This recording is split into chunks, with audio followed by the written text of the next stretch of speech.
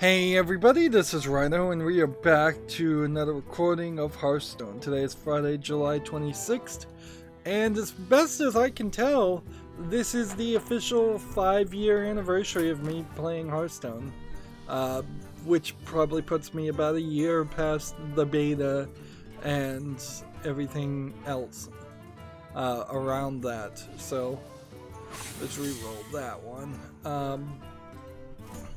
So yeah, I've always felt like I was about a year behind in Hearthstone, and 5 years in, I've actively said, and I'm just putting it out there, unless a huge amount of viewers started watching Hearthstone all of a sudden, my plan is to jump over to the Marvel card game as soon as Second Dinner, the company that has that contract, releases it in even a beta. Open beta form. Heck, even if I was allowed some kind of early access alpha, I would be willing to jump into that, since really I'm not looking to criticize or review the game so much as just have it be something that I play every Monday, Wednesday, and Friday. Let's see. So, being Friday, we don't need to do the Tavern Brawl for the Americas account. I think we need to do the Tavern Brawl for the European account, which otherwise puts us with playing Paladin, Druid, and Rogue cards, decks. I don't think I've played a lot of Druid, so let's try to play some Druid. There is quite a lot of news.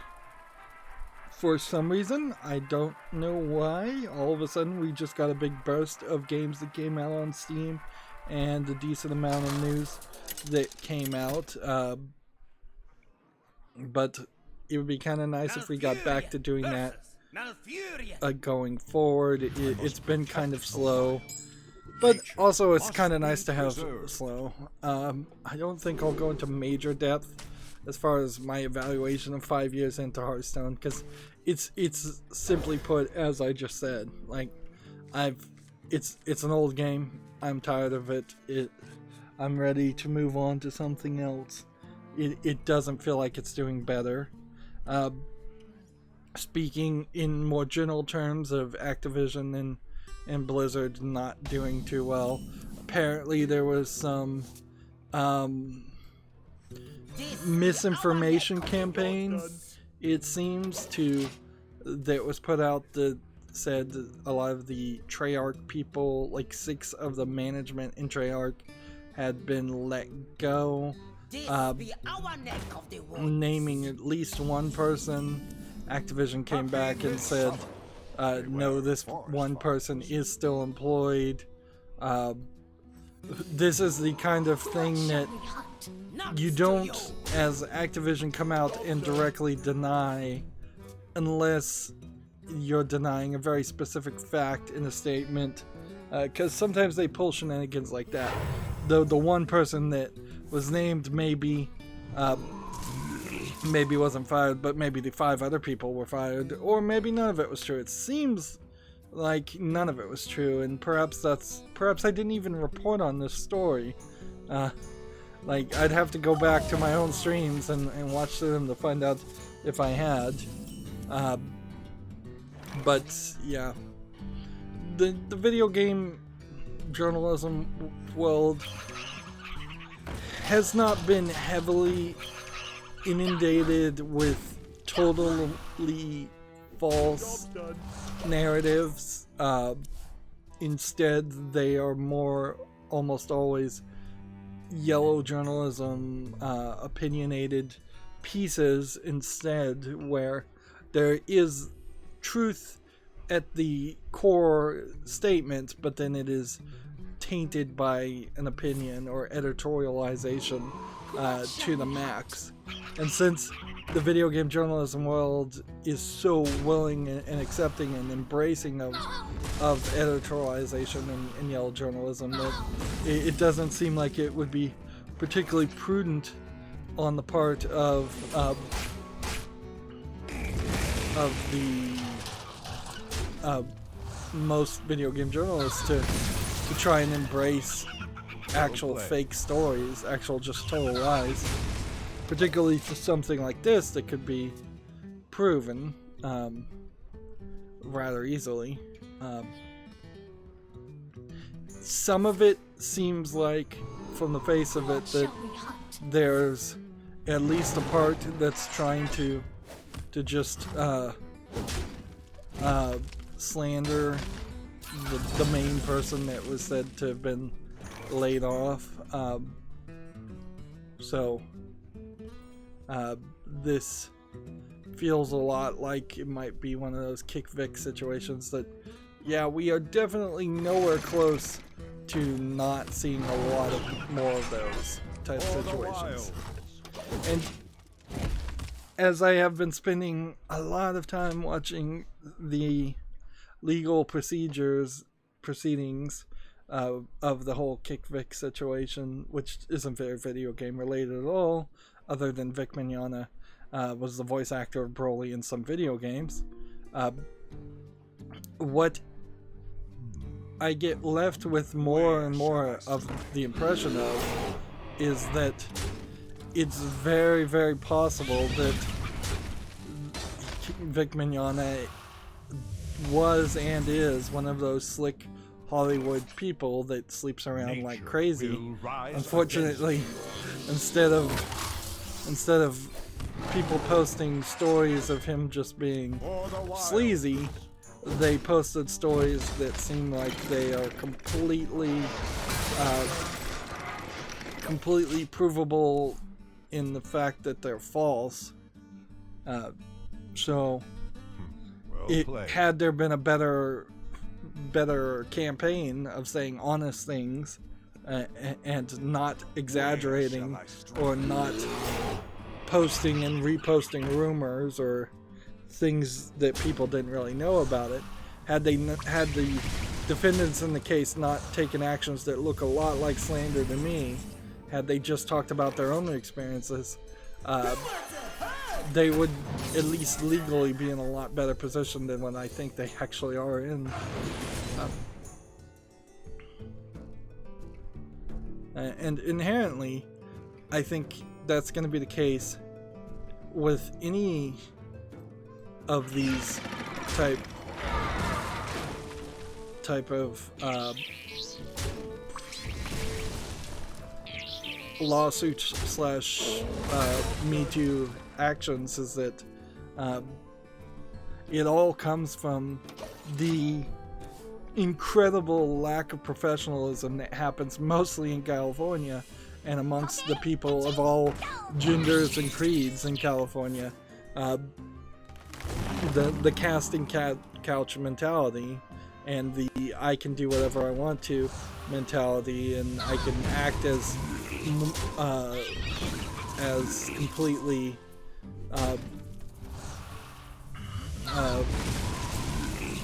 immoral as I want to without any consequences. That's really, in a nutshell, the exact issue at hand. But you can't really legislate good behavior either, so there's really very little you can do. Like, people are legally allowed to be jerks and sleep around and flirt and just be rude. That's part of the freedom that you get by being free. Let's see. Let's move on though to video game news. I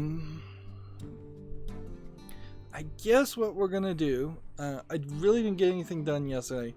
For the past couple days, I've had the issue of falling asleep and then waking up at 6 in the morning and then falling asleep again and then waking up at like 4 in the evening. So my body, I suppose, is trying to catch up on lost sleep, and they say you can never really undo the damage from the lack of sleep, and you can never really catch up on lost sleep, which seems like it's probably true, but it doesn't mean that people's bodies don't try. will rise against you. I guess the main thing to do here would be to make sure we do this, and make sure we do this, and I don't think I really have a reason to play this right now, but For the wilds. whatever. Done. Like, I did on my computer put in a adapter board for my new Samsung 970 Evo Pro Plus, whatever it's called, which significantly increased the speed of the interface and the transfer rate. What happened is, this is an example of why when you build a computer, you basically want to build all the components at the same time and do the research, make sure all of those components work well together, and never add anything new to it. Particularly in this case, because I was going from a SATA 6 gigabits per second SSD to an M2 SSD stick. So something that looks like a laptop hard drive that's a square to something that looks like a stick of gum. And there is a connector in my motherboard for that, but that connector only worked at PCI Express 2.0 2x2 interface speed, which is rather slow. Guess we'll try Rogue this time. So that was like unacceptable speeds in my mind. So I bought an adapter board which would take the M2 stick and then put it into a PCI slot that you'd normally put in a video card into your computer, and plugged it into that. So I plugged it in that. Immediately I started getting PCI Express 3.0 times 4, which was a much faster speed. However, oddly, it wasn't a faster speed than what I was getting on the speed tests for my old SSD, which was an 850 SSD. But the reason for that is because it had rapid mode enabled. And apparently what rapid mode enabled did was using my RAM, which I had have a lot of RAM, so no real skin off my teeth there. But it was using RAM to speed up and do some extra caching on top of what Windows does by default to the SSD and make it seem a lot faster than it really was. Now, seem is the key phrase there, because I am not really sure that it actually was doing any real speeding up in real world practical usage.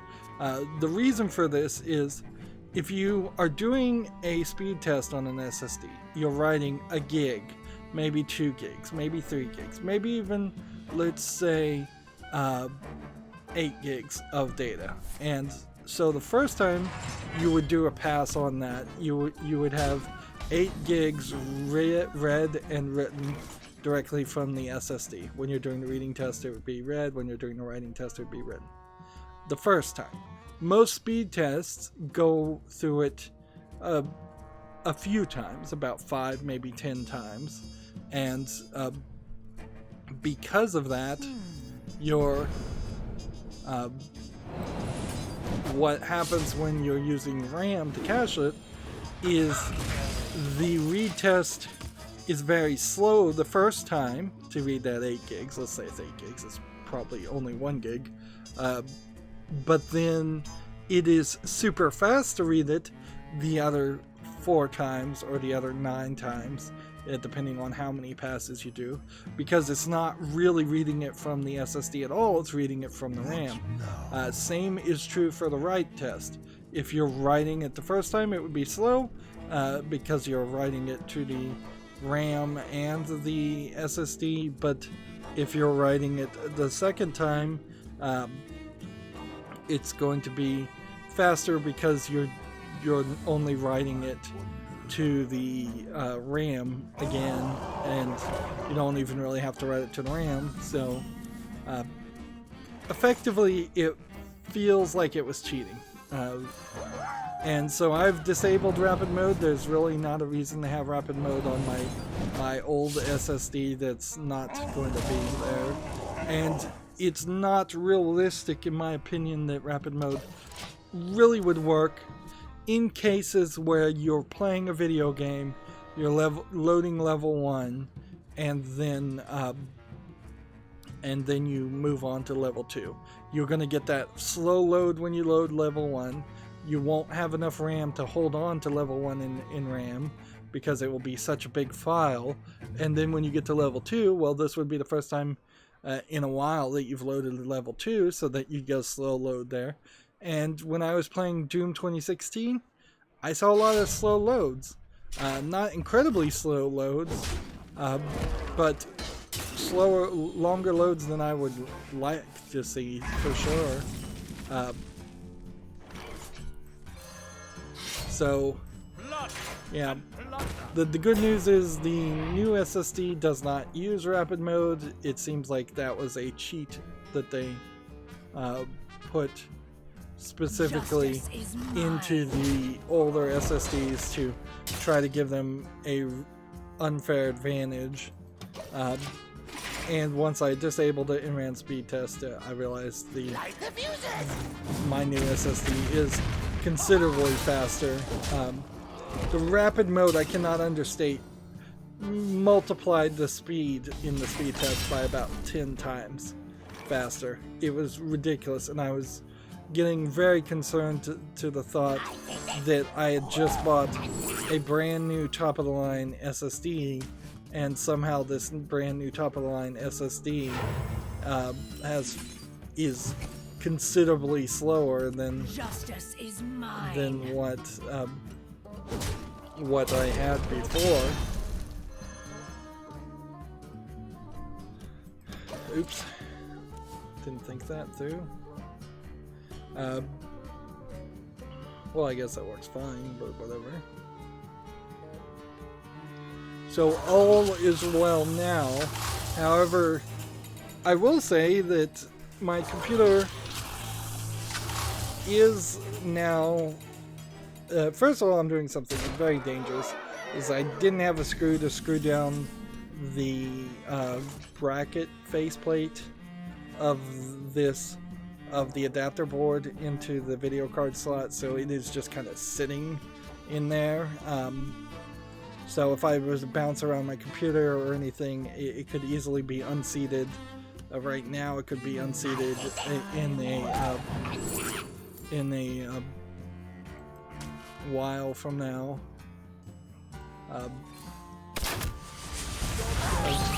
If I ever move it, so that's pretty dangerous.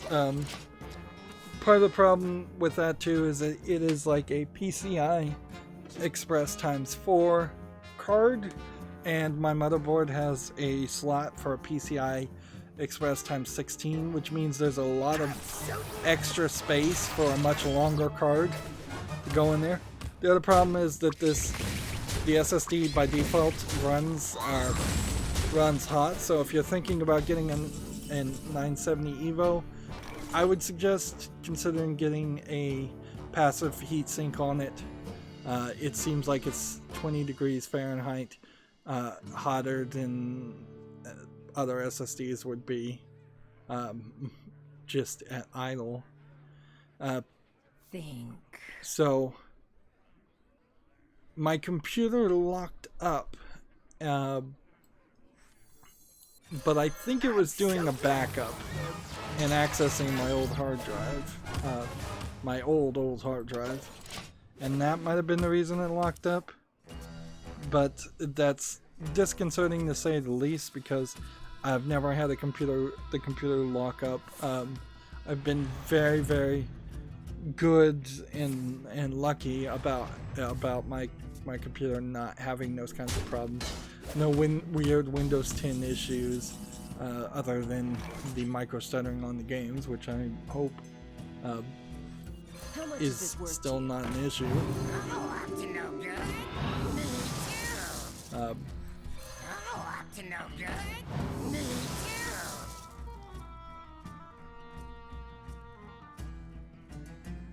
I should play this. I'll take that. I should play this hero ability each turn. So yeah, I'm a little concerned about that. I need to get back to scheduling a few more videos, and that's part of the delay as to why I'm not really getting a lot accomplished. And I also need to get back to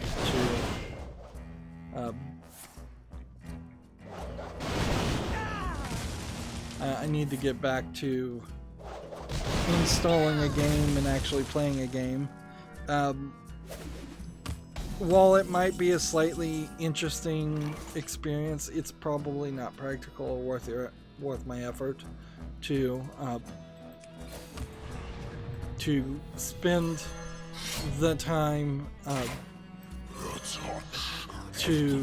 Let me show you the other side. It's probably not worth my effort to spend the time to install Doom 2016, play Doom 2016, see if the level returns or the levels load significantly faster. So, and Doom 2016 is about the only game that in my recent memory I have at all that had any significant amount of load situations or load problems. If I was to, for instance, go to the Talos Principle or The Witcher 3, I have no idea what on these computers that the load time for that would be. And until I start playing something a little bit more AAA and newer than Doom 2016, which is kind of a tall order for me, I would just really never have a clue.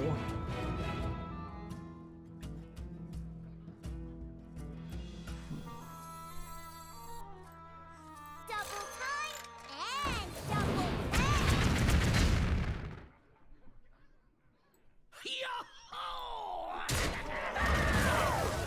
There we go. Job done. So yeah, I'll just have to move forward, and if we eventually realize that over the course of the next year, no game I've played has shown much of any loading things, that would be fine. I guess I can play Zombie too. Zombie also had considerable amounts of loading going on in it, but I don't know how much of that really had to do with frankly my SSD speed, and how much of that really had to do with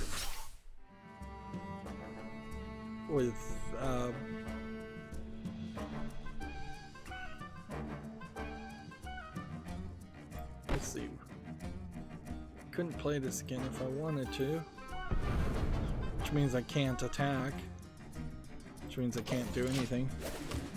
Yeah, I'm not sure if Zombie U's loading didn't have a lot more to do with just a programming issue.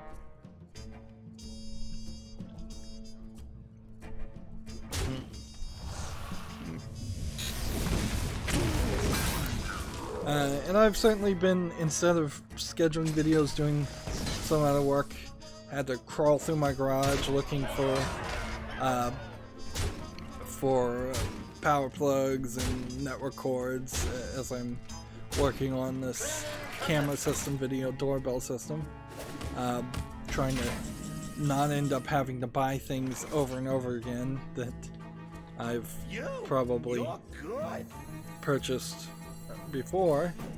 But I did notice that my garage is pretty full of paper wasp nests, and a lot of the boxes in the garage, because it's not a good weather seal, seem to be affected by cobwebs and dirt, and they're just feeling like these boxes that I was collecting in case I needed to move didn't want to have to pay an extra $400 or $500 in buying boxes. Seems like they've pretty much been lost. So I desperately need to hire somebody to clean out my garage and organize it. It's a huge mess. Let's see. Well, we've barely gotten anywhere so far. Let's focus on Paladin, and I'm gonna play Paladin to try and get back up on ranked, but after I play Paladin, I think I'm gonna have to go back to the rest of casual play on Druid and Rogue. I don't feel like I have a good chance of a win ratio there. Although looking at this, I don't even have a good win ratio on Paladin. Uther versus Garrosh. Victory or death! I will fight with honor. So, video games. Yeah, it's not been a very video game centric past week or two. We have a game on Steam here called Realmstone. Now I will say that we did have a considerable amount of extra things that have been released on Steam, things as in games or things that look like games, but a lot of them are still garbage. And this is an RPG Maker looking game for early access for $14.99 with English being the only language. That's not particularly exciting to me. Converting stored energy. So Realmstone's not gonna make it to the follow list. We're in a bit of a quagmire here because it's gonna take me forever to get all the daily quests done. Why I have 3 daily quests done right now is, I guess, also a question. It's I think a very valid question to ask is, why did I not get more daily quests done on Monday or Wednesday? I guess it was because there's just been no news. Made to fit. So I need to consider making a different policy where if there's a lacking amount of news but I'm not getting more things done on Monday and Wednesday, I probably either need to play off screen and to get daily quests done. Otherwise, what's going to happen, which is likely to happen today, is we'll get all the news done. We'll get all the daily quests. No, we'll get all the news done and then have daily quests left over.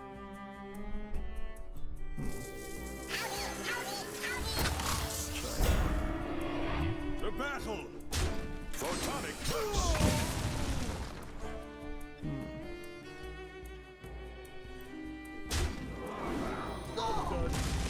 Save ourselves. Next game we have on Steam is called Gnerblex, Gnrblex. I assume it's pronounced Gnerblex. It looks like a 80s PC game, but it's brand new. So yeah, this looks like a text-based point-and-click adventure. Well, not text-based, but point-and-click adventure style 80s game. It's free, and it's English. It says it has full audio, full voice acting by 4 talented voice actors. Interesting. 12 achievements. Well, the price is right, I guess, but the thing about a game like this is, unless it has a amazing fan base or some historical relevance, if this was Zack McCracken, for instance, which is a game I own and will eventually, I guess, get around to playing, then it starts to make some sense. But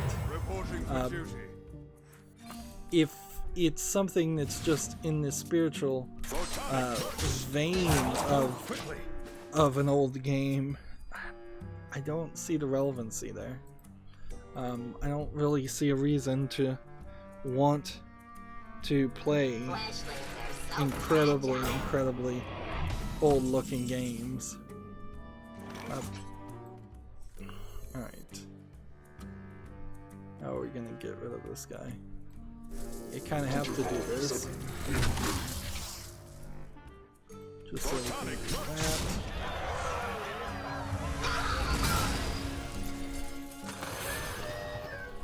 We can do that. Yes. Job's done. Next game we have on Steam is Romance of the Three Kingdoms, Legend of Cao Cao Tactics. I've seen a lot of games based on the Romance of the Three Kingdoms. This is one of China's quote-unquote great novels.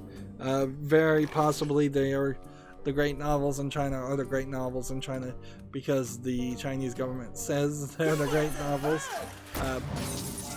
It's kind of an insulting attitude almost that they take to the great novels, because it means that there've only really been 3 great novels written by anybody of Chinese ancestry in hundreds if not thousands of years.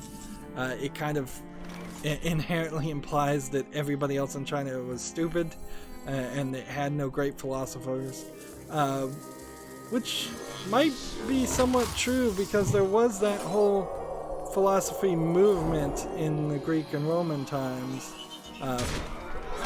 certainly, but it's even if you had just one Shakespeare in the landmass of China, Shakespeare wrote like hundreds of plays and hundreds of novels, and it just kept happening over and over again. And I guess that's more of a history lesson that doesn't really matter now. What matters now is that in the modern time, instead of people writing new great novels in China, you see just the same 3 that are mentioned over and over again getting official government endorsement and focus, and inherently as an English speaker, I don't think the great novels have ever been translated in any kind of way that could be appreciated. So you're in this weird position where I've heard of Romance of the Three Kingdoms. I have no idea what the story actually is. I've seen probably half a dozen movies based on it. I've seen Japanese animes loosely based on it. I've seen game after game, at least 30 games based on it. And I still don't know really anything about it. And I imagine that's probably because it's not that interesting or simple to comprehend of a story. If I was to guess, it's 3 kingdoms fighting amongst each other with at least a dozen different characters, and each of these characters probably play a major part in the story, but that's just way too complicated.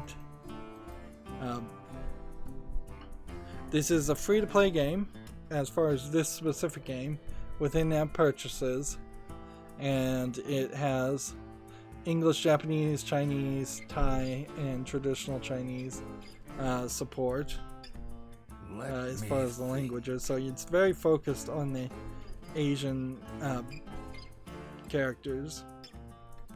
It doesn't seem like there's a single female character in the entire story, which I wouldn't be surprised if in the Romance of the Three Kingdoms that's exactly the case, which certainly limits your storytelling potential when you have a story like that. Let's see. I don't know if this is really going to be a great comparison, but imagine in the beginnings of movie making, when we had movies like Ben-Hur and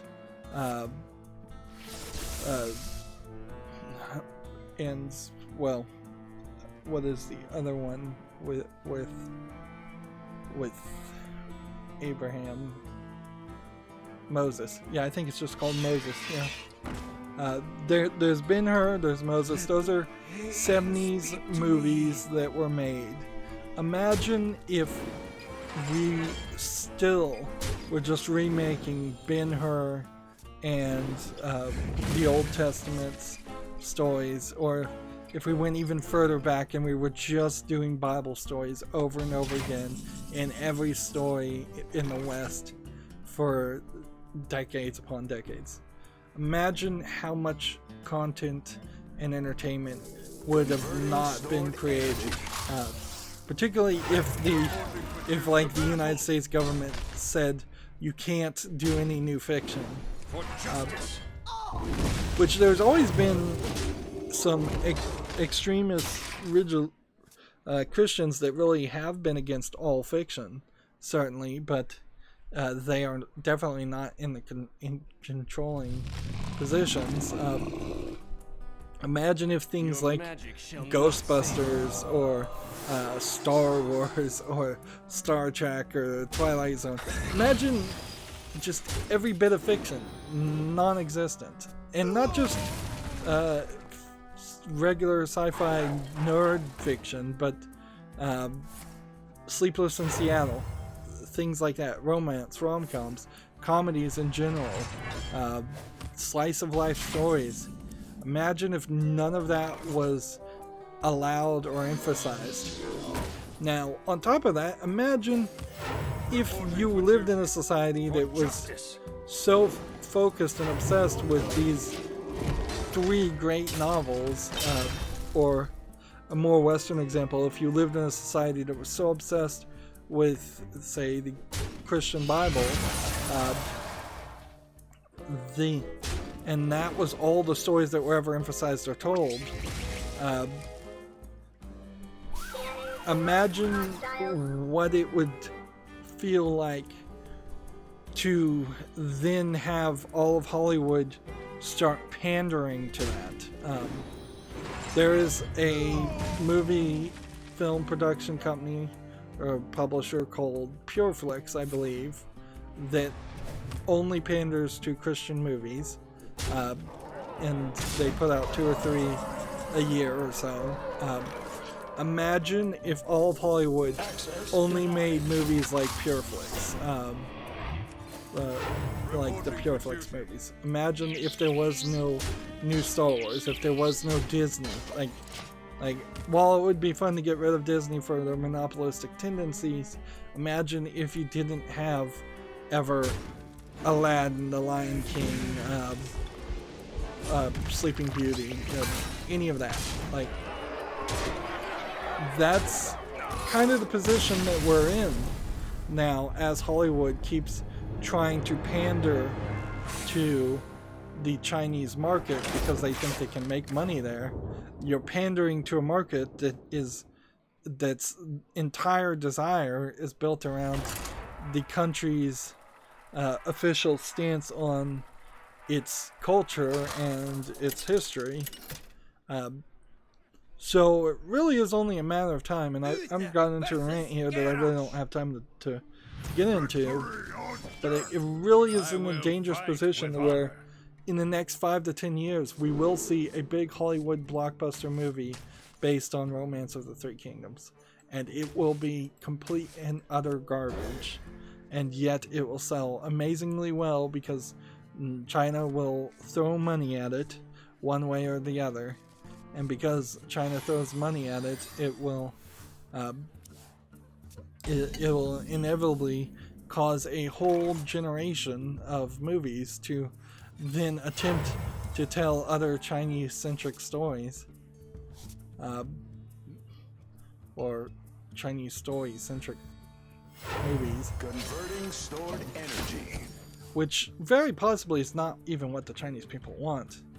With their whole social credit score system, I wouldn't be surprised if people feel that it's their required civic duty to watch a movie based on the Romance of the Three Kingdoms versus what they actually would want to see, which what they actually want to see is probably closer to the next Star Wars.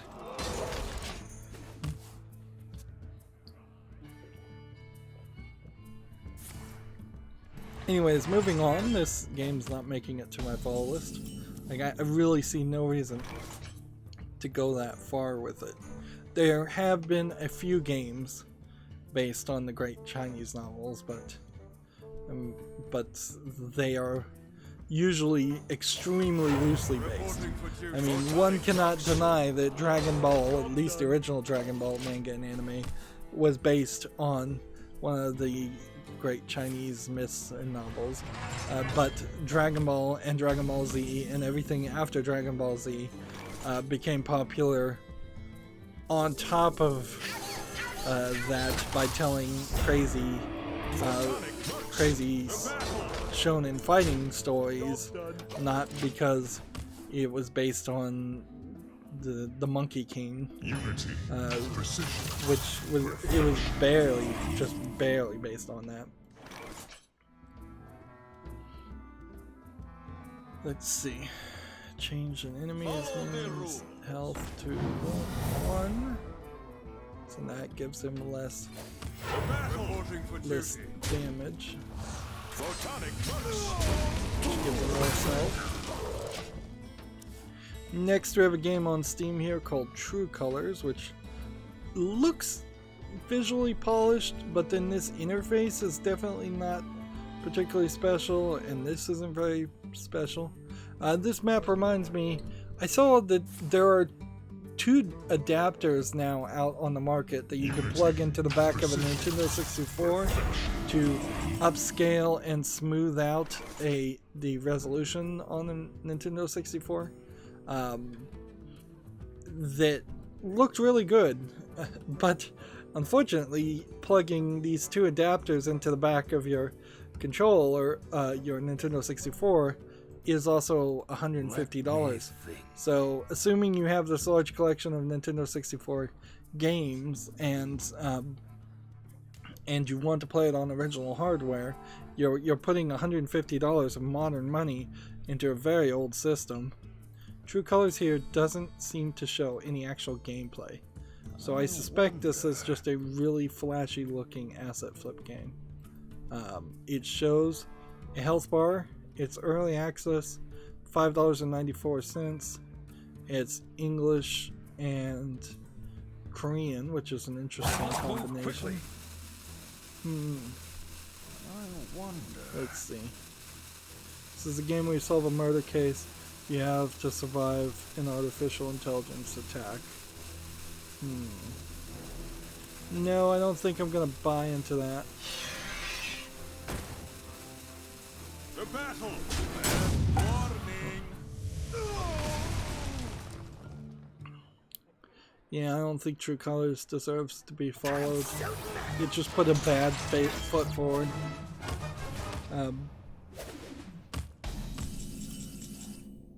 So yeah, as far as the adapter though that I was talking about, it really doesn't make any sense. Like, you would be so much better off just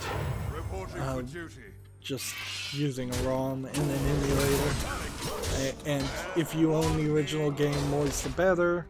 It's not like anybody is going to get any residuals if you bought a used copy of Super Mario 64 and an old Nintendo 64.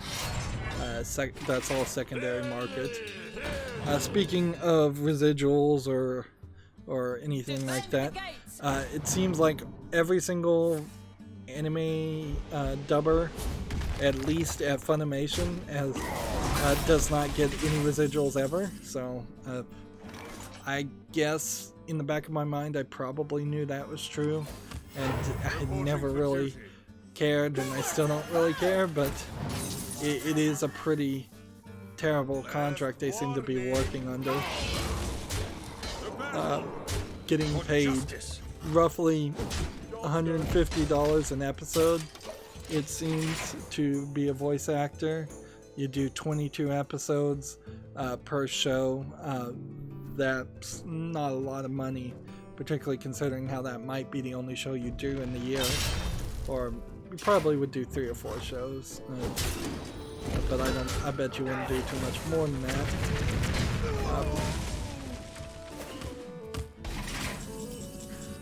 in a weird way, I suspect in Japan it's probably the same too. I bet the voice actors in Japan get paid rather little. I know they have a maximum amount that they can be paid in Japan.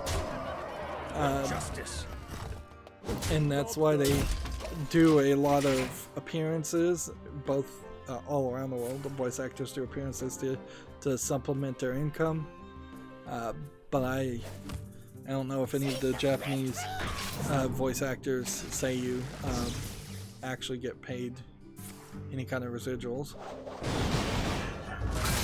Yeah, that is like the number one sucky thing about being a fan of anime is that, and it's probably why many people are perfectly fine to pirate it, is that all the money kind of goes to the production companies and license fees, and it kind of just all disappears because you know the animators aren't getting paid a lot, you know the voice actors aren't really getting paid a lot, you are fairly certain the writers aren't getting paid a lot, so it seems like all the money is getting funneled to either management roles or the production companies themselves. And anime in general is a very niche product that doesn't make a lot of money in general, but when you see big Blu-ray sets in Japan in particular that are selling for $60 for one, maybe two episodes on Blu-ray, at least it used to be that bad. How much of that $60 actually went to paying any of the people that actually created that? It's very, very little.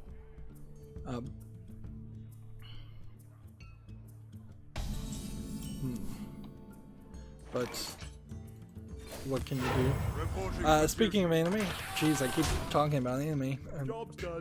My channel is not going to become an anime YouTube channel, I promise. I just talk about it sometimes because it is related to video games. The KyoAni studio is now directly taking donations, which is probably a little bit smarter and more secure than the other fundraisers that have been out there. I know Sentai Filmworks said that they were taking donations, and one hopes and assumes that all of that money went to the right place and all of these donations, but if you wanted to donate to that, that's fine. It does seem like they are now talking about building a new office somewhere and having it as a having the studio come back as a business entity in some form or fashion. Some of the donations are going to be given to the families of the victims and such. One assumes and hopefully assumes that all of this is going to be done on the up and up, and there will be no shenanigans. But there certainly is always room for more shenanigans.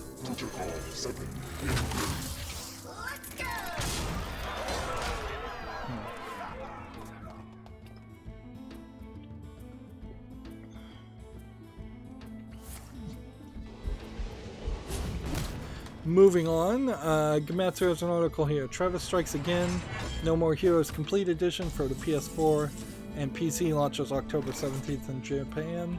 This includes the Black Diamond and Bubblegum Fatale add-ons. Now, the question here is, I have to remind myself, what is Travis Strikes Again? I believe this is the game that is full of all the mini games and not the not any of the previous No More Heroes games.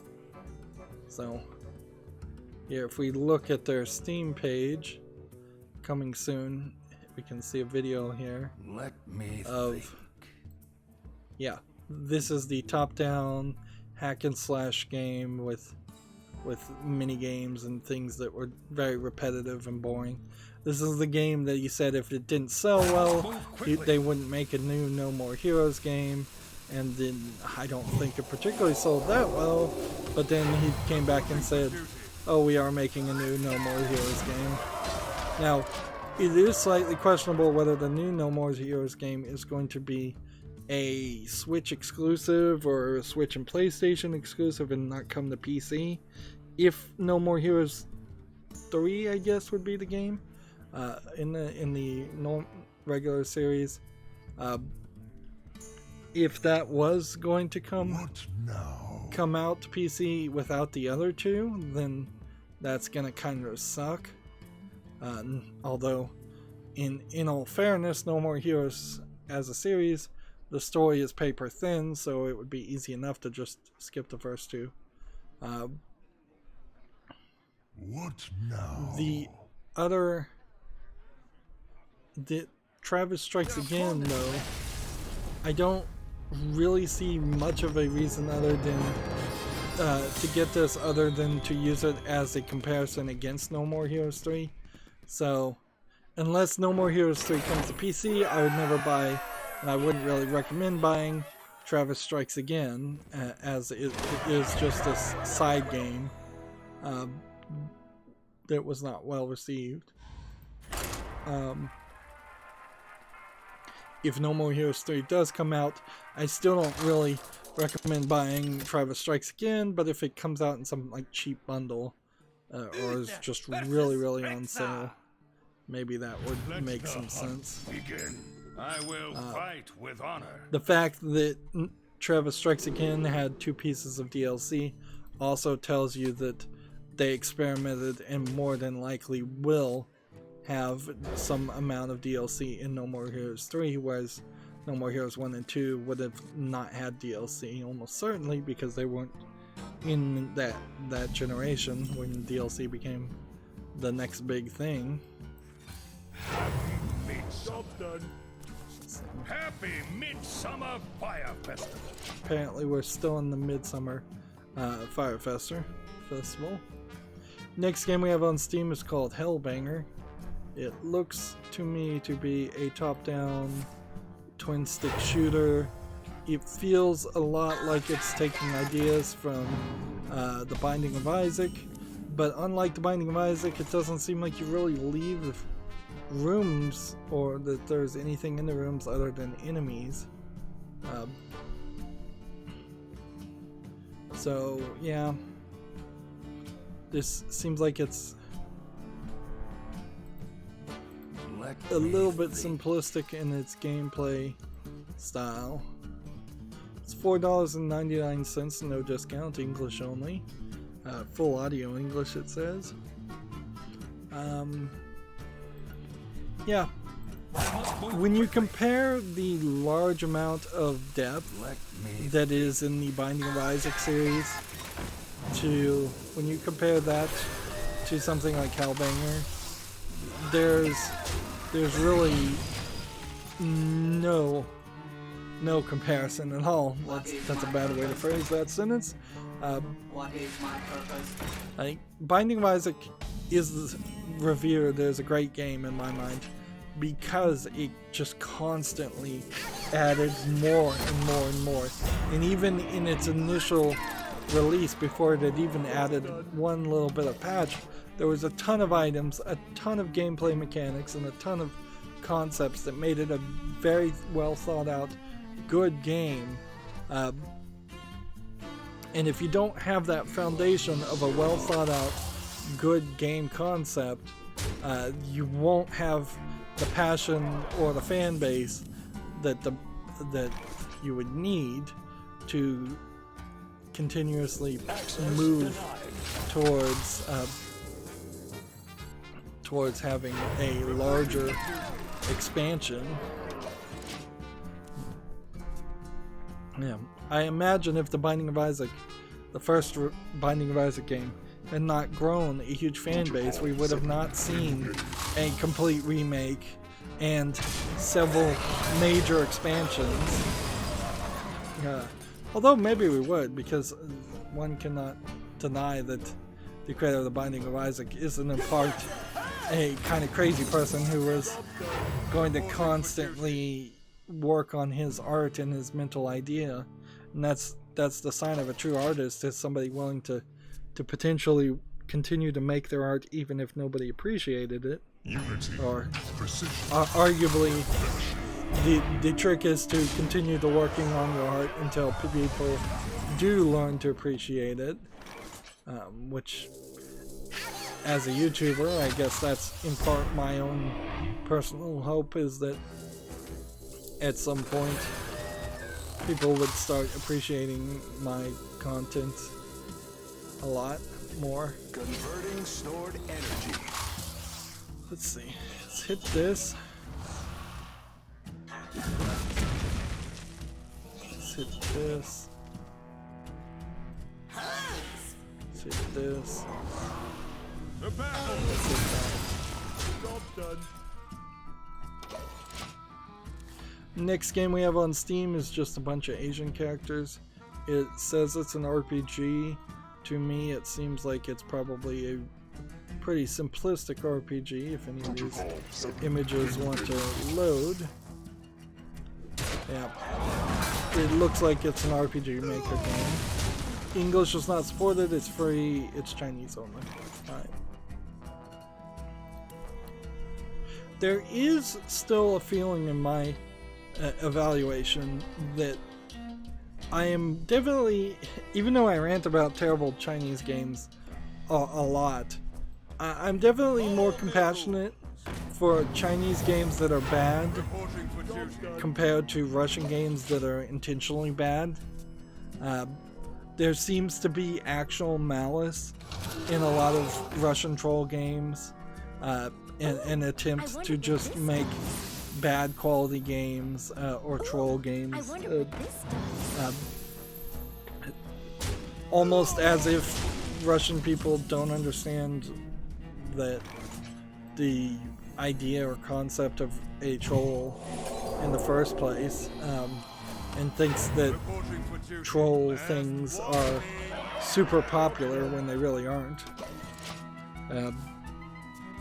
If I would say most people are over trolling unless you're still a 14-year-old or so, and then maybe you think trolling is still funny, but by the time you've hit 16, 17, 18, you've seen enough of it to be like, yeah, we get it. It's stupid. It's a lame attempt to feel like you're cool when you really aren't. Inherently, if you just break it down, trolling is the concept of tearing something down and attacking or being negative in some small way,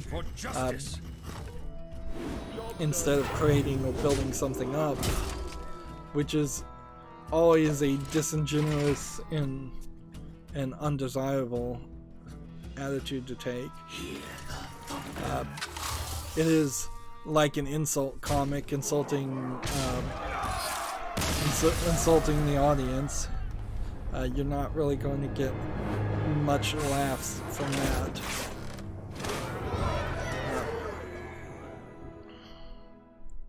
That's why most insult comics don't succeed.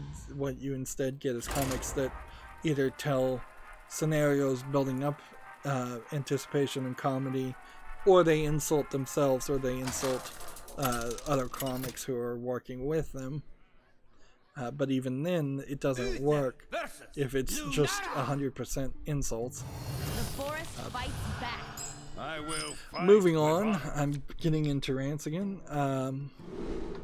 Gamatsu has a article here. Toho Project Metrovania game Jinsokyo Night Festival announced for PC, due out via Steam early access this summer. I believe this game was already announced for something else. Apparently not. So this is another one of these Toho games, which, as best as I can tell, Toho games are too Anime witch girls, mostly in Metroidvania or shoot 'em ups style games.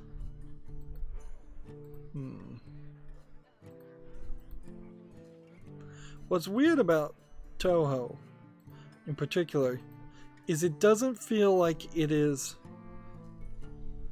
as popular as some other style of things. Because if Toho Project was something like Sword Art Online, I know what Sword Art Online is in its mini games and animes and iterations. It's recognizable.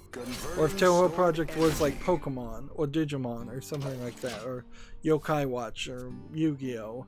All of those have gotten enough coverage for me to fully understand what they are.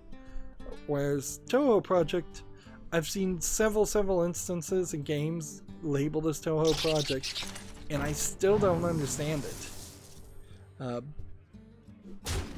Which inherently I assume tells me that whoever is the publisher or developer of these things, none of them have enough money to do the one thing that would probably help more than anything, which is put out an anime, put out some advertisement, really explain Converting stored energy.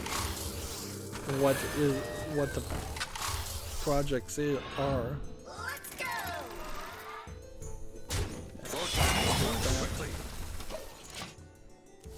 go! Moving on, Gematsu has an article. Girls Frontline Studio announces a tactical RPG reverse collapse, codenamed Bakery, for Switch, PC, and smartphones. Set on an Earth plunged into a second Cold War. Do we get anything other than this screenshot? Yeah, we've got a video. By the way, I mentioned Kyo Animation. They made a TV series called Violet Evergarden that's on Netflix. They were making a movie based on that. I don't know if it's a continuation of the story or just a retelling of the story in movie form. That apparently is not going to be delayed. So either all of that animation had been done already, or the statement that they lost everything is not 100% accurate. It really shouldn't be 100% accurate.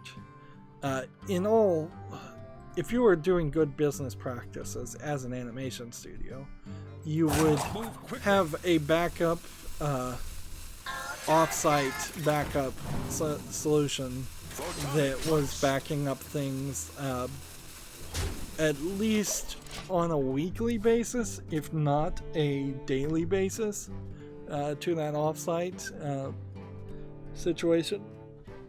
So it would be believable to understand that a well-run animation studio had, let's say, 30 animators. Let's say that they do, just picking a number, 300 pencil sketches, assuming they're animated with pencils, or let's say, or 300 digital sketches. Let's just make the assumption that if they are doing pencil sketches, that all of the pencil sketches get scanned into a scanner with an automatic document scanner a day later. So worst case scenario, 9,000 sketches, a day's work, maybe 2 days work, should be lost because they weren't scanned into the backup server. But that's kind of it. Like, if you're doing proper backups, you would have either a constant backing up solution to the offsite, or you would have a nightly backup to the site, which again, maybe then that pushes it down to 3 days worth of work not being backed up. Even if you're doing a weekly backup, if worst case scenario, a week's worth of work. That doesn't make a lot of sense. The only way you lose everything, both physical and digital, is that you have either absolutely no backup solution on any of the digital stuff, which when you're talking about animating things, those video files can be big, certainly, but there would be solutions you definitely want to take. Yeah, you would just have to have absolutely no backup solution at all to lose all of it in one location. That's terrible. That being said, in all fairness, my backup server hasn't worked for me for probably 6 months to a year now because I haven't been able to work on it and fix its configuration issues. So if I was to burn down my house on accident, then I would lose all of my setup. I don't know how much footage I'd actually lose, probably not that much, just a lot of hardware, because everything is getting backed up, at least in a lower format on YouTube. Reporting for duty. And I've never had an offsite backup solution, which is in fairness, but that's also just a money thing. It really is. If I was running a business, I could do it. Doing it for my own house and for my YouTube channel is asking too much. That game looked interesting, by the way. Whatever, I don't even remember the name of it, but yeah, I guess the game being announced is all we can really take from it, though, and we have to move forward on that. What you would like to see is, after the Keone animation scenario happened, you would like to see a industry standard agreement where different animation studios would be willing to back up each other's hard drives for them. That way, if one studio got flooded, or earthquaked or something like that, or just burnt down again, the other studios would have backups. You'd have to do some level of encryption to that, one would assume, because you would be effectively putting corporate secrets on your competitor's server, but a tit-for-tat solution like that would be nice, although not really necessary either. I'm fairly certain that Amazon Warehouse Service, AWS, probably does exist in Japan or something like that, so it wouldn't be any more expensive for a Japanese company to have a backup service like that, where you're putting in large files. So these solutions have long since existed.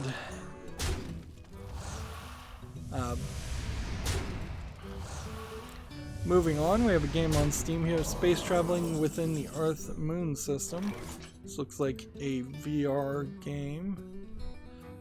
What I want to get from this is there something here that is reality or educational? Or is this just a fictitious experience of traveling from Earth and Moon? I'm not even sure if you would call Earth and Moon the Earth-Moon system, or if you would just call the Earth system or the solar system. Probably just solar system's the only phrase I've ever heard. This is $16.99 with no discount. English only. I don't see anything like entertainment or educational around this. So this really seems like this is just a demo more than anything else. Reporting for duty. For justice.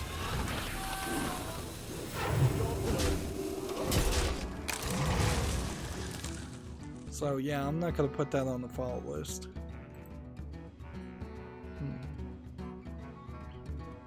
See, next game we have on Steam is a bunch of Asian characters called Night of the Full Moon. You can see it's already mixed, and oddly this video is broken. So I don't know if I need to reload this video, this page. Both of these videos are broken, so let's just reload the page. Oh, interesting. So I would almost have to assume that there's some shenanigans going on here, because on the face of it, this thumbnail looks fine. This art looks fine. This looks like this is a card game style experience.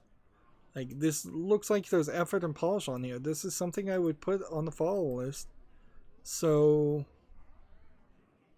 it's weird that the videos don't play. It's a free-to-play game with in-app purchases, English and Chinese.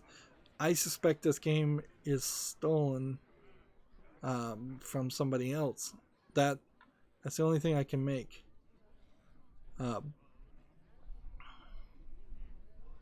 Let's see.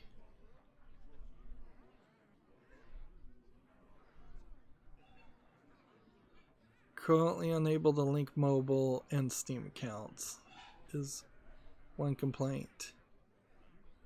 So maybe this is a cell phone port and it's not running very well. It seems like it is a Slay the Spire clone. Unfortunately, when you have so many people reviewing it negatively, I can't really say anything more than that. It's a free-to-play game, so I wouldn't really cover it anyways. Speaking of mobile games,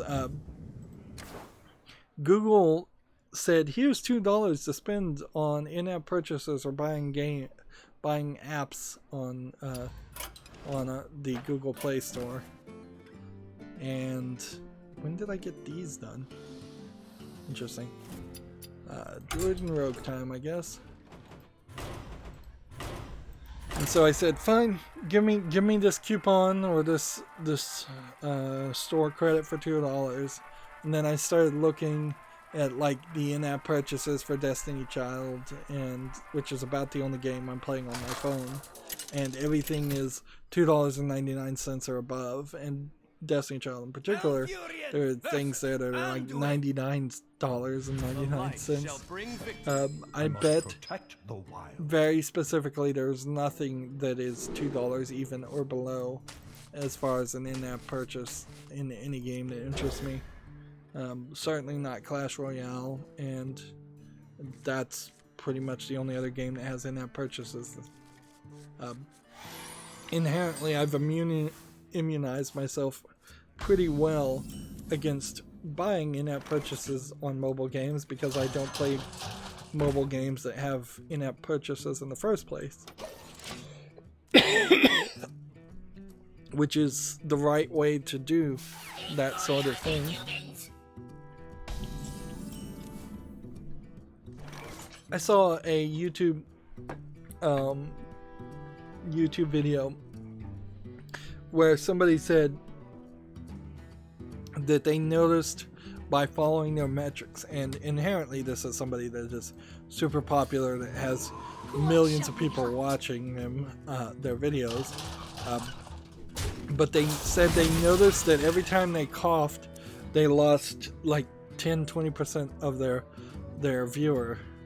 So make sure you find those things and then edit out all of your coughs. And I'm thinking to myself, no, I'm not gonna spend the effort to edit out every time I cough. If people really have such a negative reaction to that, I'd be like, well, that's such a shallow viewer that it's not somebody I care about keeping as a fan in the first place. Certainly I have seen that with other content creators where they take out every every pause and misspoken words. And sure, it makes sense for some of that, particularly when you're only making one video a week, which is really how YouTube seems to be centered around their content. But it totally isn't realistic for somebody who's a gamer, who's doing long plays. I hope you like my invention. Inherently, I knew if I was going to edit out anything, I'd edit out how often I use the same phrases, like inherently. I knew even starting my YouTube channel, though, that there was a level of the way I wanted to do things that was at odds of the way that most YouTube video game people do things. PewDiePie is playing Minecraft now, but he's still doing a lot of it off screen. So there's definitely some experience there, and he immediately had. What's funny is PewDiePie for the first time in probably over a year is like #1 on trending in gaming, #4 on trending. So once he started playing Minecraft, he became way more popular again, according to the trending tabs, which are curated. But then he also immediately did a collab with Jack Black, so I'm not sure if this wasn't a fully orchestrated collab with YouTube and Jack Black behind the scenes. And that's the only reason why PewDiePie is trending, is because he's promoting Jack Black, who didn't seem like he was really too interested in doing a long haul of video. But yeah, I knew that if I do what YouTube wants me to do, I would take a gameplay experience like this and I would edit out everything to a short single game video that showed me winning. I'd show all the victories and then ignore all the losses. And I would have basically a week's worth of editing work to put out a 5 to maybe 10 minute long video that it was in no way representative of actually playing Hearthstone, and that would be true for any other game I played too. In a weird way, what YouTube kind of tells people to do is edit out reality, edit out yourself, and become this highly polished pop singer type personality. And by that I mean, when you look at any like teenage 16-17-year-old pop singer out there, they're given someone else is writing the song, somebody else is writing the lyrics. Even if they say they write all their songs and write the lyrics, it's a total lie. Somebody else is telling them how to dress, how to act, how to look. It is this highly polished, false narrative that they are put into, or eventually they become so popular that they get stuck into it. Britney Spears is kind of a great example of that, where the original Britney Spears stuff is drastically different than later Britney Spears stuff, and maybe that was just a rebranding when Britney stopped being a pop singer and started being more of a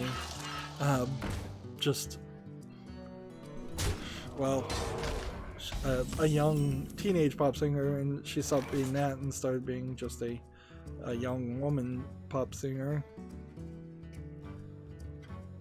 For the wild.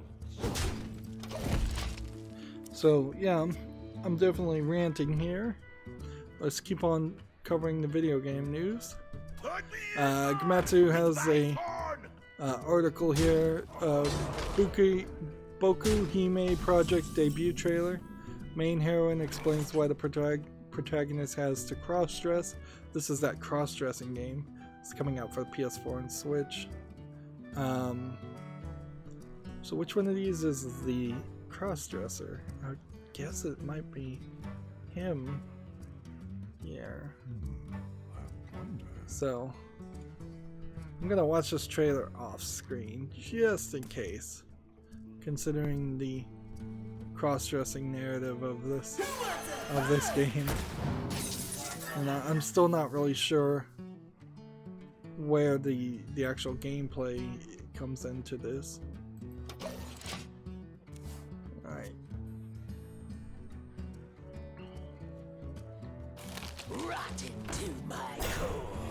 So it actually looks like it might be the blonde-haired, long-haired character that's a cross-dresser, and the purple-haired girl is not cross-dressing. Although, as it seems to be,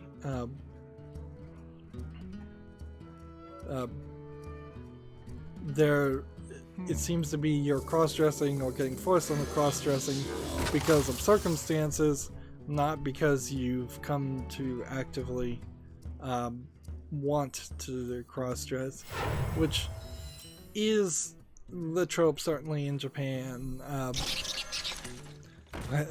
When you compare it to say the cross-dressers depicted in the Rocky Horror Picture Show, like those people are cross-dressing because they want to, because they enjoy it, because it's part of their personality and it makes them feel good. In Japan, any cross-dressing stories, it at least starts with you're forced into it, because you might be gay if you just tried it yourself, and then you learn to enjoy it, which is kind of a ridiculous way to approach these things.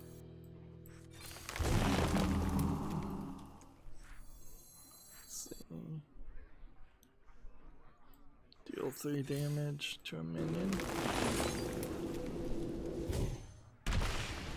And then here. And here. And we'll get rid of this. No.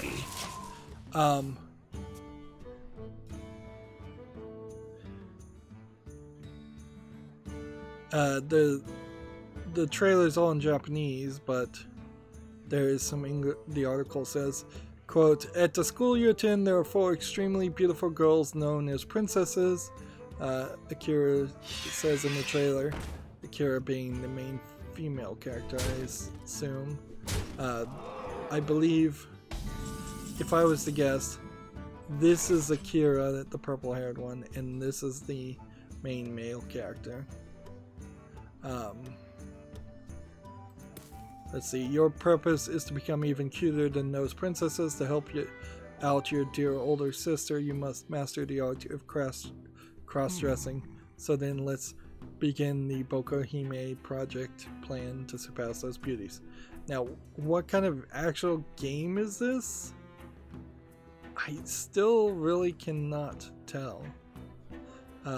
It's tagged as a visual novel, though, so I guess that's probably where that's just going to boil down into is the visual novel.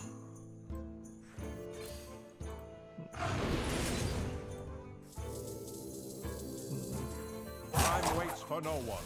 Let's see.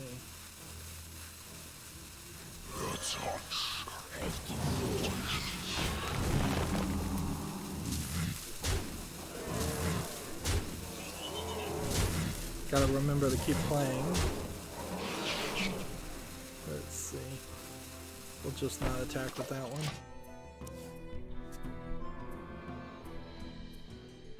Well, being a visual novel, the Boku Hime project allows you to control a lot more of the gameplay, and just how much and how far you're going to go with that kind of story. Whereas inherently, when you had some character like Poison in the beat 'em up game that Poison is from, you're either playing as Poison or you're fighting Poison, so you're either punching somebody who is cross-dressed or transgender. And I'm not even sure where the Poison lines up in that because those are very different things. Must protect the wild. Whereas in a visual novel, there's no likelihood of anything but maybe cartoony violence.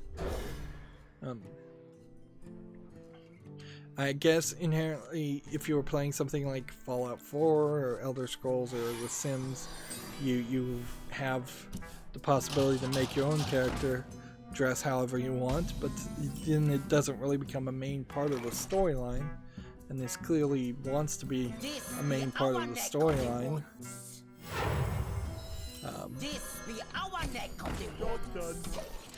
So, yeah. It feels like you're probably, in the visual novel way, going to be dressing up to be cute, therefore some kind of fashion show or fashion competition or cuteness competition is going to happen. Which I certainly would be interested in seeing more fashion style games, but this really wouldn't fall into that category. It'll be interesting to see if and where, when, and how popular a story like this is, and it's not something we've seen too much of, and it might be a case that it is a story that is just too overtly focused on one theme and thus is too much of a niche product, even in the niche world of visual novels.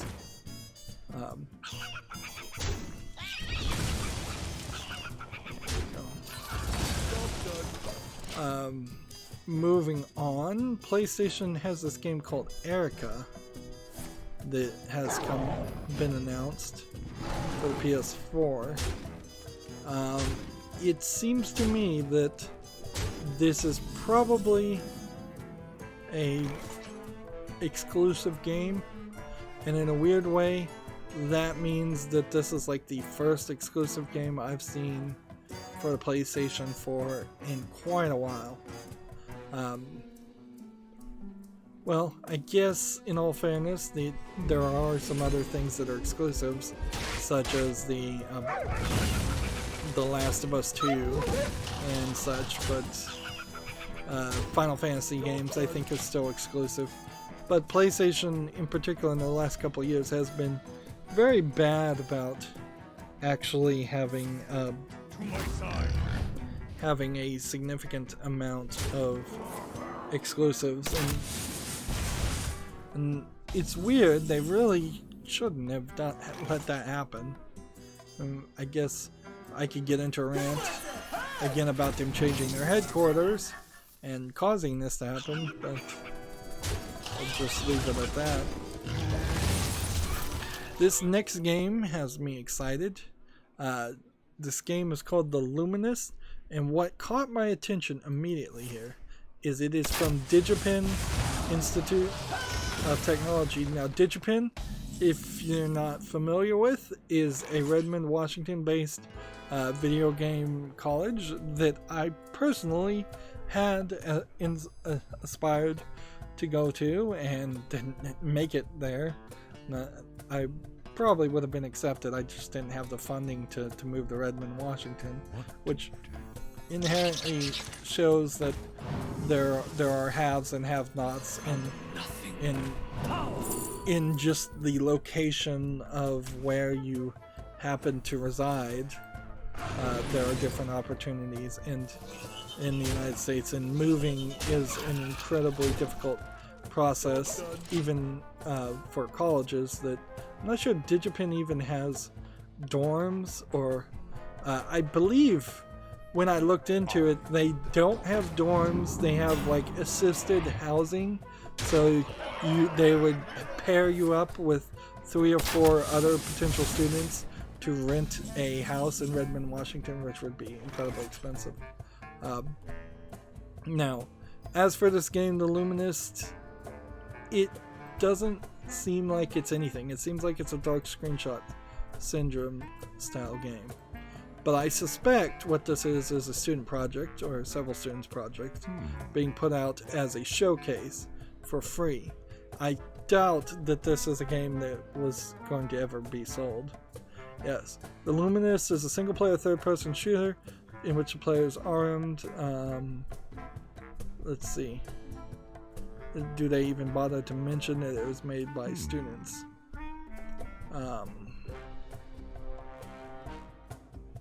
It's a little weird. Its developer is called Lucid Dream. So Time waits for no I one. doubt Lucid Dream has anything else to show off. So this is the kind of thing that will go to my wish list as a student project, not as something that I actually want to be incredibly critical of or anything like that. I just would like to say, hey, this is a student project. Oops. I probably could have won there and just managed to lose. So, yep. That will definitely make it to the wish list because I love to show off student projects. To quickly wrap up the DigiPen story, had I made it there, there's a decent chance that I might have been on the team. That it would have been the same year as the team that made Portal 1 and got hired out by Valve. On the other hand, if I had been on that team and hired out by Valve and employed, nobody on that team, to my knowledge, has really gone to do much else. Working for Valve when you're young and excited to make your name out there would have been a really terrible decision, because if you work at Valve, you're better off being a old developer who just wants to sit around and do nothing. So I mean, inherently they did work on and help make Portal 1, and probably in part worked on and helped make Portal 2, and you can't take that away from them. But Portal 2 was, I think, probably a decade ago at this point, and nothing else has come out because of that. DigiPen also is pretty much a feeder to work at maybe Microsoft and Nintendo of America, but again, if you're hired at Nintendo of America, you're probably not developing too much of games more than you're just localizing video games, since I would assume most of the development of video games are done in Nintendo of Japan if they're made in-house in Nintendo at all, which I think they're not really. I think most video games are third-party, hired-out development companies. And same is kind of true for Microsoft. Like, now that Microsoft owns several other companies, there probably would be a chance that if Microsoft hired you to make video games, and that they could put you in something like DigiPen or Mojang, and you could potentially work with those companies. I see a vision in If you do want to become a video game programmer, I don't know if you really need to go to a specialized college in the United States, or if there really is a specialized college that's worth it. DigiPen is probably the best choice, honestly, but honestly, if you just had a general programming degree that allowed you into many fields, and then you program video games on your own time, and you understood how to use the Unreal Engine and the Unity engine to program and make your own games, and then you released your first game as an indie project, you probably do so much better than going and specializing and focusing in on video game development. And Full Sail is another company that I'm not 100% sure on as far as a college focused on video game development in general. My fear is a lot of colleges outside of DigiPen and Full Sail offer programs that are useless, that teach you the absolute wrong thing to do and learn as far as video game development. That there certainly almost guaranteed are colleges out there that are teaching you how to program games using 1990s mentality and technology, and that they're teaching you to program using like C++ languages without any kind of engine idea or concept, making things from scratch.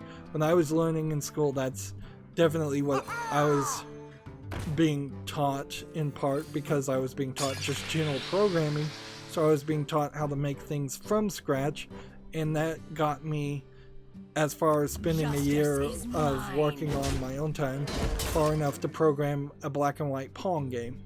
That's pretty much all I could do, because there was no education or libraries being taught or engine interfacing being taught to say, oh yeah, here's a library that will easily load in sprites. This is the industry standard library.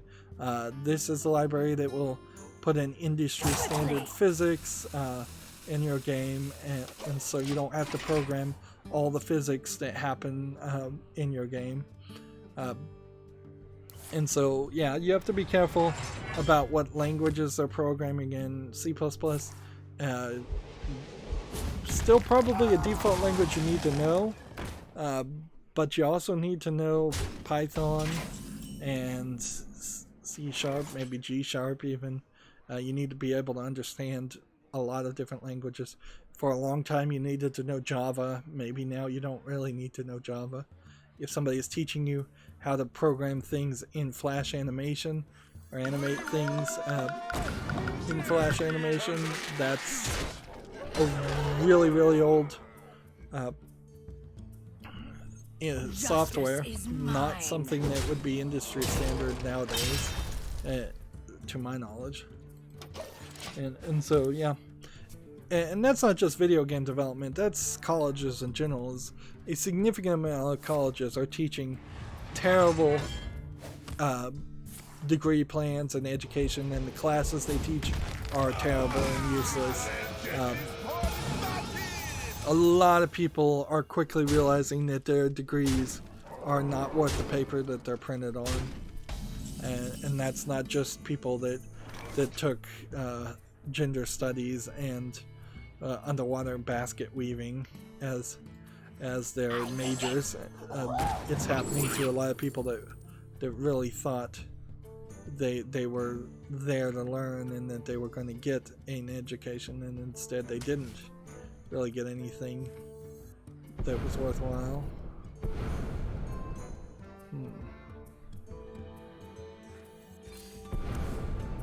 Wow. Screwed that up. Moving on, we have Kill La Kill IF. The IF, it seems from Giant Bomb's review, which was terrible because they just didn't know what Kill La Kill was. So they just kind of reviewed it as a fighting game and said it was a decent fighting game. But according to Giant Bomb, the IF stands for like a what if story. They said the animation was great. The animation does look great. Inherently, the problem with this is I'm going to put this on my wish list, but I am not 100% sure that I could actually play the Kill La Kill on YouTube and be YouTube friendly, because the whole idea of Kill La Kill is to make a meta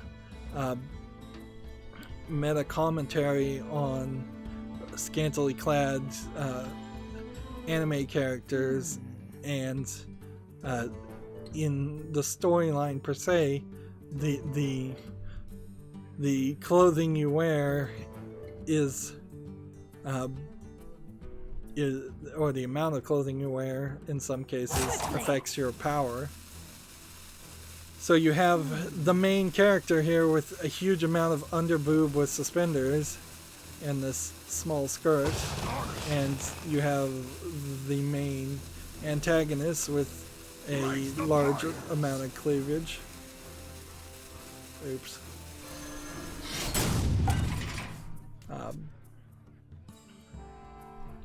So we can say for Kill La Kill IF, it's mostly positive, 72% positive. It's $59.99 for what probably I guess 10 hours of gameplay if you're going to play single player, which would be my focus, and depending on if it becomes popular in multiplayer as a fighting game, you could get an infinite amount of time extra on that. My experience here would be to just cover the single player experience. So $60 is asking a lot, certainly, but that doesn't really kill my interest. It's being developed and published by Arc System Works, which is kind of known, I think, for making fighting games, and that has in part made this a better fighting game than some of the others. It's an interesting game to compare to something like Dragon Ball FighterZ, which you'd think a lot more people would have stuck with that, but apparently they haven't. So it would be interesting to kind of get an idea of how much of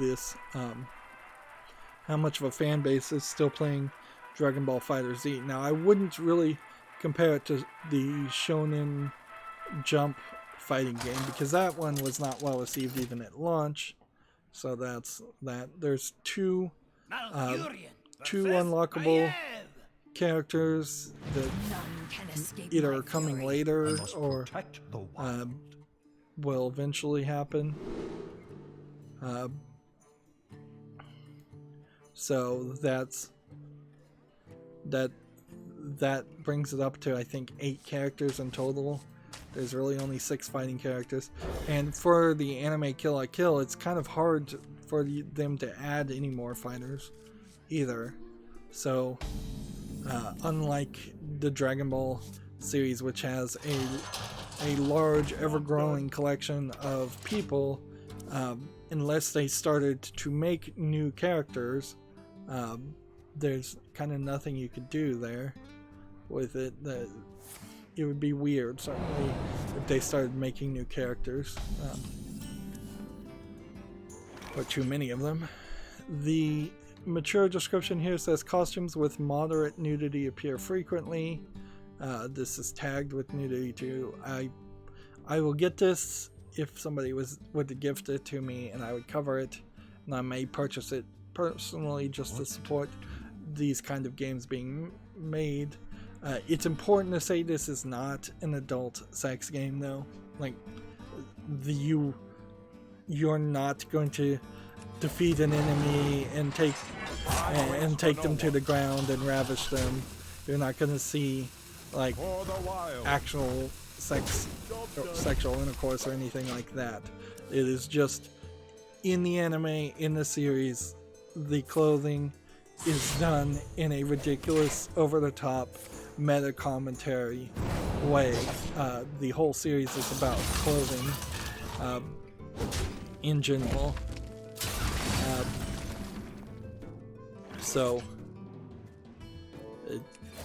it's important to kind of understand the Kill La Kill anime before you would even want to play the game. You really should watch the anime before you play the game. Because again, if this is what if stories, then you won't even understand it. So yeah, this is going to my wish list. This is really in that category of games that, like, if you want to support my channel, if you want to support me, you would friend me on Steam and gift this game to me, and then I would be very appreciative and play it and then do a short video of some new style that I haven't even thought of, some new format where I just talk about the game and say, alright, this is too hot for YouTube as a series. But yeah, the game seems good. On the other hand, I probably would still suggest, if you want a more robust and something you get more entertainment value or time out of, I'd probably say play Dragon Ball FighterZ first. That you're just gonna get more of a content.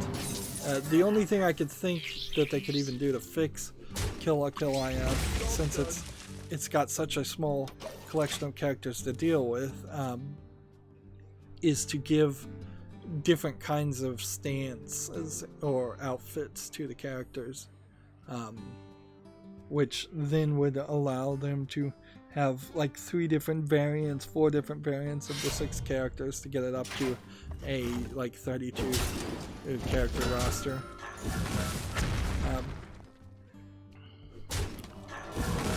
Moving on, we have a game on Steam here called Soulscape. It says, explore a bizarre world and defeat eldritch demons. Right, this is a free-to-play RPG, it says. Yeah, it seems like it's just some weird-looking characters. I saw a speedrun for a game called Hylich, Hylich, I think, and it had some weird characters on it, and was a very simplistic RPG. This feels like it is that same kind of weirdness. That being said, I don't really feel the need to play super weird RPG games. This is free if you're interested, and it's English only. So if Soulscape looks like it might be a RPG for you, I'll put it out there, but that's pretty much all I can, as far as I can go with that.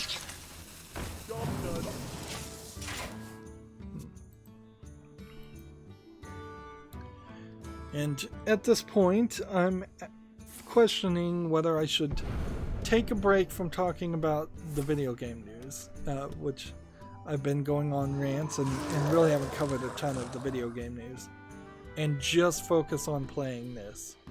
Or if I should continue to cover the video game news, finish this game, and then wrap up and just say, you know what, I'm going to have to play off screen to get the other 2 victories.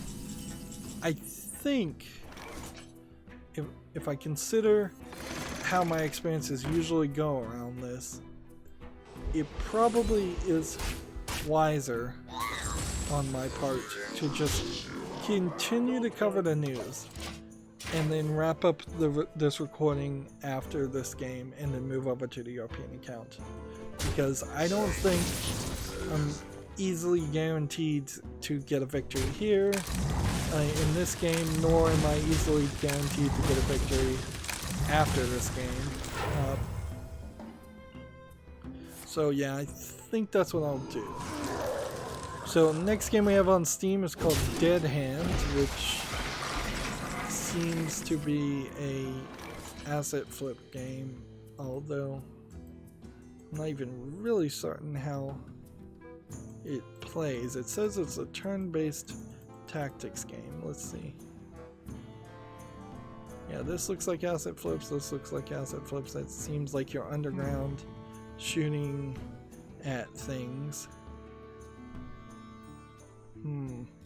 Dark screenshot syndrome. Seems like you have spider tanks shooting at each other. This game is discounted to $25.49 English only. This is way too expensive for what I'm seeing, and it doesn't particularly look like an interesting game in the first place. Let's see. Time waits for no one.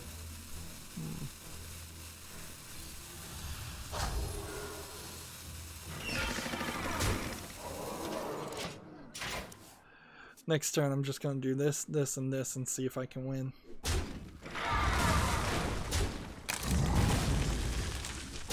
Probably can't. 2, 4, 6. Well, if I had anything on the field right now, I probably could do that.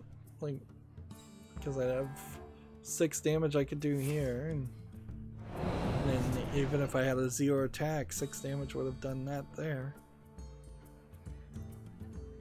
So if he stays at 12, and I can just keep 1 minion on the field.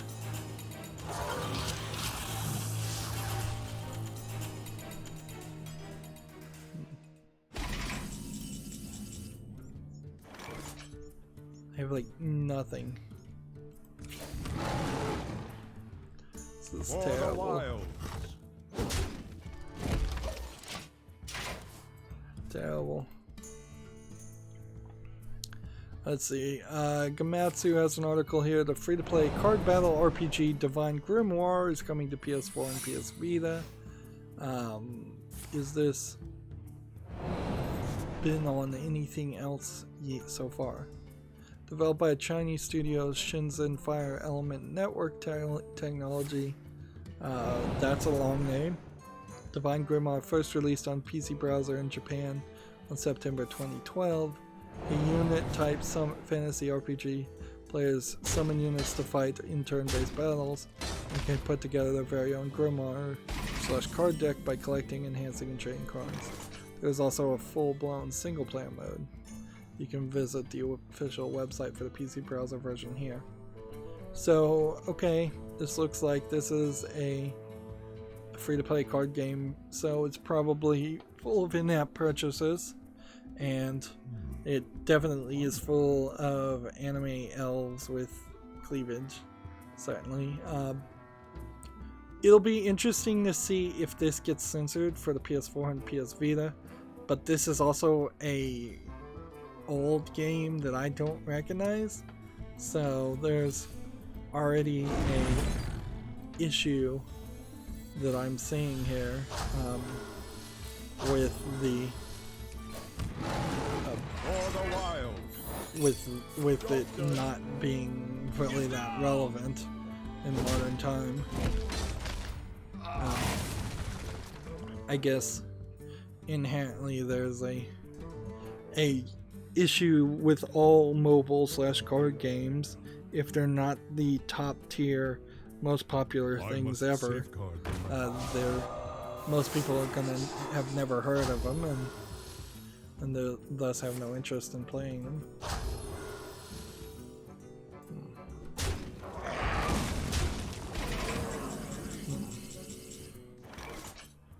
Well played.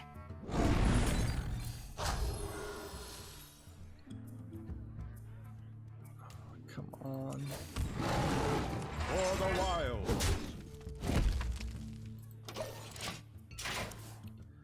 Let's see. Hearthstone retweeted this article. I don't even know what website this is. USG? Hearthstone Saviors of Oldham card reveal. Dark Pharaoh token and friends. So they're starting to kind of reveal more cards. This website apparently is getting ad blocked to the max. Yeah, there's just no images loading at the top, no images on the side. You know there are ads all to the side of here. Here, this is a great example, I think, in particular, of this is what a website looks like once you start ad blocking or blocking tracking images. I wouldn't be surprised if that's what they've got here. Is every single one of these is a tracking image, one of these gray things. And this is just a video of people playing Hearthstone with the new cards. I have to say, on this 5-year anniversary of me starting to play Hearthstone, I'm not even, this isn't even really the 5-year anniversary of me streaming it or anything. This is just me starting to play it personally. For the wild. this next expansion I am the least hyped about, and I have been unhyped about any of the previous expansions.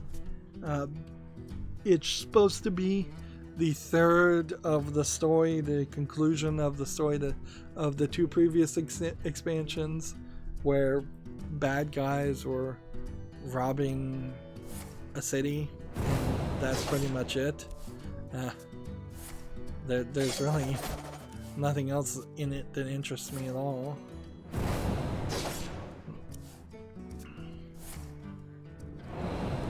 This guy's just showing off at this point. So let's just leave this. Let's just watch this since we're about to lose. It sucks we weren't able to play 3 Savage Wars in one turn. Alright. So here's where we stand. We've been going for nearly 2 hours in this one recording. This is good old Hearthstone BS that we have dealt with. I have dealt with for 5 years. I'm gonna have to play off screen to get these 2 victories. If I wasn't playing on the European and Asian accounts, then sure, it probably would take a considerable less amount of time to get just this daily quest done. That being said, the only thing that makes anybody really happy with Hearthstone, I think, is with the card pack opening videos. I don't know why people like them, but they do definitely seem to like them. So if I don't play European and Asian accounts, I have severely less gold to to be a free-to-play player and open packs. Which doesn't really work that well. So, yep, that's going to be it for this recording. Stay tuned if you're watching live. As always, I ask you to like, share, subscribe, comment, and watch every second of my videos because that helps me with YouTube. If you want to friend or follow me on any social media sites, there's a whole bunch of links down below. And if you want to support me even further, there's a link to Patreon, or you can friend me on Steam and gift me a game off my wishlist.